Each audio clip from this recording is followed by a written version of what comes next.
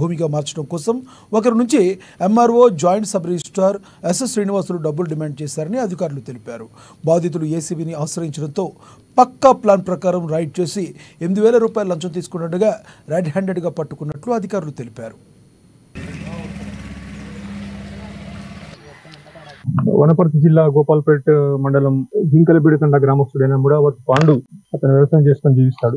అతని భార్య అయినటువంటి రత్లవత్ సౌందర్య గారి పేరు మీద ఒక 30 గుంటల ల్యాండ్ పోల్కపాడు మండలం గ్రామ శివార్లో గోపాల్పేట మండలంలో ఉంది. అయితే దానికి సంబంధించి ఒక 15 గుంటల ల్యాండ్ ని వాళ్ళు అగ్రికల్చర్ ల్యాండ్ నుంచి నాన్ అగ్రికల్చర్ ల్యాండ్ కు చేంజ్ చేసుకోవడానికి 20 తారీఖు జూన్ నెలలో మీ సేవలో ఒక 4,200 రూపీస్ చాలం కట్టుకొని వచ్చి దాని స్లాట్ బుక్ చేసుకుని తర్వాత 21 జూన్ కి వచ్చి తహసీల్దార్ గారి ఆఫీస్కి వచ్చాడు.